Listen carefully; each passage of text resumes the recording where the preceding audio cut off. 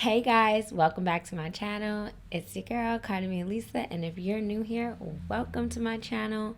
Before we get started, if you haven't already, what are you waiting on? Hit that subscribe button so you can be a part of my family where you'll know all of the videos and you can stay inspired, motivated, and uplifted. I mean, who doesn't want that so they can be the best version of themselves?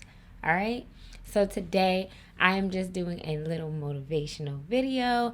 And as you probably saw in the title, I'm not sure if the title is above or below these days, but as you probably have already seen, I'm going to be touching on the topic of depression, finding your why or what is your why, and doing what you love. So if you need to be inspired, motivated, and uplifted, or need help in any of these topics, keep on watching. Okay, so I just wanted to start off with the lowest part of the conversation because I want to end on a high note. So if you're unsure what that is, that's the depression portion of this conversation. Now, I know depression is really a sensitive topic. There goes the fire department raining on my parade. We're just going to wait. I live right across the street from a fire department, so whoop-de-doo. At least I know if anything happened in this building, we gonna be all right. Okay, but I know that depression can be a hard topic to talk about, and I know you see me smiling, but I am a survivor of what I would consider to be manic depression as well as severe anxiety.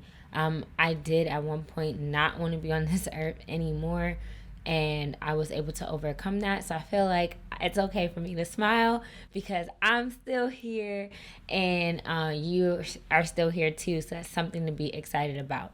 So one major thing about my seasonal manic whatever depression that I went through is that I was in denial. I probably was suffering from depression since I was about 15 years old. That's when I lost my mom. And I just really didn't know who to confide in, how to express myself, what I was feeling. And then as I got older, I had my daughter and I had severe postpartum depression. I was in a very toxic situation. And this is not to talk badly on him or anything of that nature. We both played a role, whether it was intentional, unintentional, or not, with good intentions or not, we still played our part, and that played a big role in my depression. So because I was afraid of, like if I told somebody that I was going through postpartum or told someone that I was depressed, that they would take my daughter from me or try to take my daughter from me, I tried to just smile and keep it pushing. You know what they say, fake it till you make it, right? Wrong. Don't do that. That is possibly the biggest mistake you can make. Honestly, my skin was terrible. And I mean, look at it now. She's glowing. I mean, we still got some hiccups, but she's getting there, right? I looked crazy. Like my weight was not distributing properly at all. I looked like, I say to my sister all the time, like an unseasoned chicken. And y'all can say what y'all want about that, but that's how I felt like I looked. And now your girl got some abs coming in. Shout outs to my trainer. But yeah, everything was wrong. Everything was wrong. No matter what I did, no matter how I did it, no amount of money made me happy. No amount of drinking made me happy. No amount of partying made me happy. I was in a room full of people and I felt alone. And I felt alone because I was in denial. A lot of times we tell ourselves when we're going through something, whether we're sad, depressed, have an addiction, that we're alone or nobody will understand. So we try to act like everything's okay.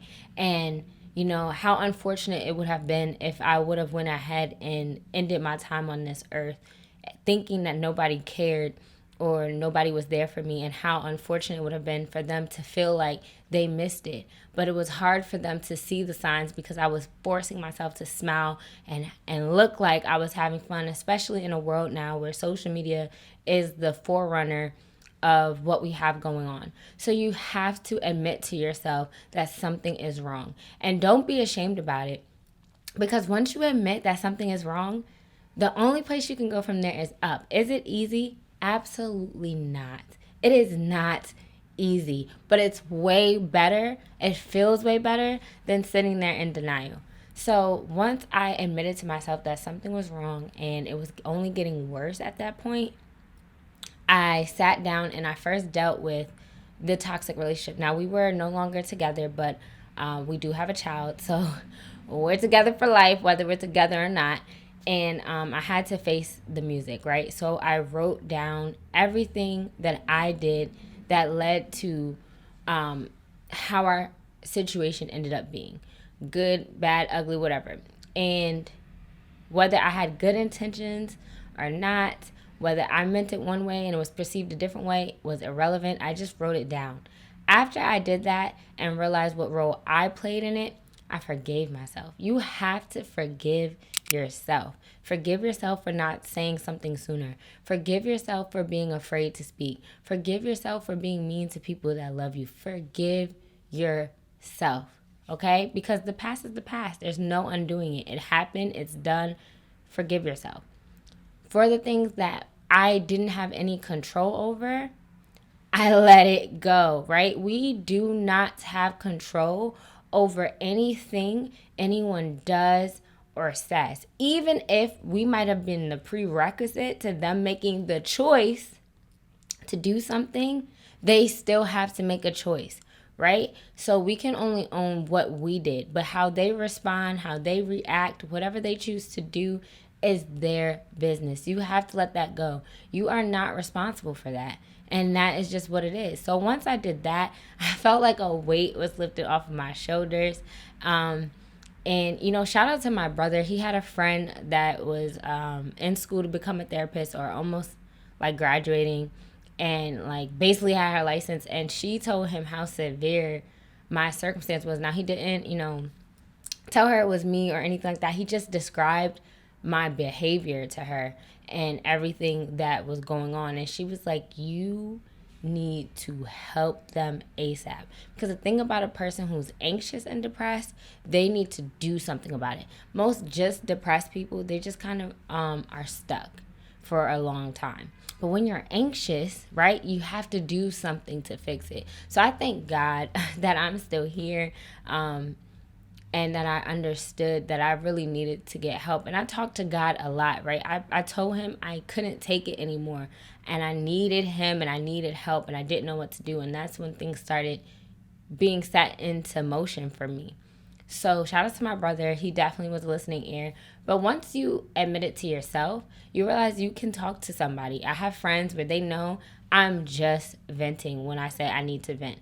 Or if I need help, I put my pride aside and ask for help, regardless of what I'm asking for help for. And they know that. And I wouldn't be able to do that if I didn't first admit it to myself that I needed help. And that's when things started to change.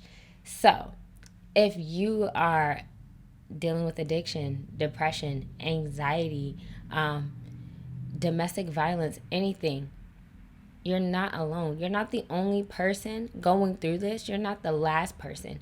You need to be okay with that within yourself.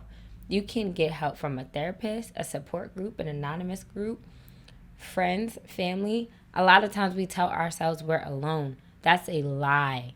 Okay? You're not alone at all. Shoot, DM me if you need a non-biased perspective and I will be a listening ear no matter what because I understand what that feels like. But another key point was I identified my why. If you stand for nothing, you'll fall for anything. I've always been a believer in Christ, and he's always been a foundation for me. And even though I was mad and dealing with what I was dealing with because I lost my mom so young, he still is all that I knew to be better, right? And my daughter, my beautiful, intelligent, charismatic, y'all know what I'm trying to say, daughter, I could not allow myself to go out like that. I couldn't allow her to be or feel what I felt because of my choices, right? If she gonna have to deal with whatever emotions I had to deal with because I leave this earth, it's gonna be because God decided for me to leave this earth, not because I decided to leave this earth, right? So that's my why, right? I'm a woman of God, a woman of faith, and a mother to my beautiful child, and she needs me. So when you know your why, you can fight a little bit harder. What is it that you want? Who do you want to be? What is your why? All you have to do to be something is to choose to be it. It's not easy. A lot of times it doesn't happen overnight. It's a process. But if that's really what you want, if that's really who you want to be, choose to do it. We choose to go on social media and scroll. We choose to designate a bunch of our time when we're in an intimate relationship.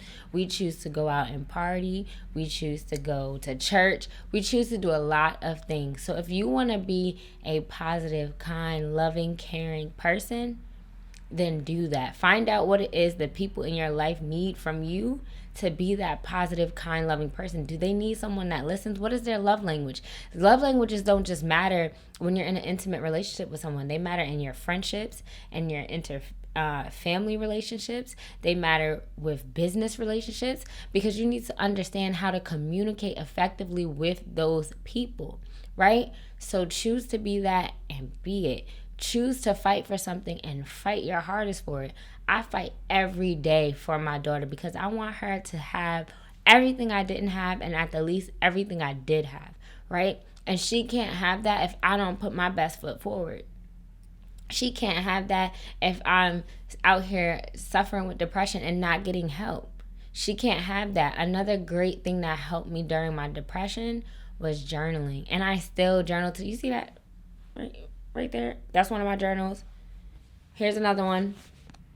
I mean, I'm a journal queen at this point. And if I don't got my journal on me, I will gladly take this and start typing away to get these thoughts and emotions out so I can effectively express myself, right? And do what you love. Trust me, make the time to do what you love. When you're doing what you love, time flies. Things are easy. You're not stressing out. You feel like you're coasting, like you're just floating on a cloud, like exhilarated. What is it that you love? It's not about being an entrepreneur. I know a lot of people are saying everyone has to be an entrepreneur or whatever the case may be. That's not it. You don't have to be that. But if you love designing, design. If you love making music, think of all the many ways you can make music. Can you sing? Can you rap? Do you know how to produce? Have you ever tried producing? Do you play an instrument? Have you ever tried to play an instrument? Make time for what you love, and you'll be surprised at how that evolved into something on a more intense level for you that allows you to feel like you're living, right? Because why are you so afraid of death if you don't live? So choose to do what you love what you do, find your why, and admit to yourself when you need help, when something is wrong, when you're not okay. It's okay to not be okay. It's not okay to not be okay and not say anything. That might have went over your head, but I promise you it made sense. So I hope this video was helpful. Again, if you are going through something and you're afraid to speak to people that are closer to you, shoot me a DM. I will listen. And bear with me as I, sift through my messages, because, sometimes we miss them. But I will respond back to you. You're not alone. There's plenty of outlets out there. Doing what you love will make all the difference. So as I am preparing to exit this video, if this video was helpful to you, give me a thumbs up. Leave a comment down below. Tell me what you might have overcome, or what's your why. Why are you doing what you're doing? Why are you fighting to still keep going? Let me know. I want to know what your why is. If you haven't already, you made it this far in the video, you might as well hit that subscribe button, okay? And join the family. You can follow me on all social media at CartaMiaLisa, just like it is here on YouTube. And until next time, y'all, peace.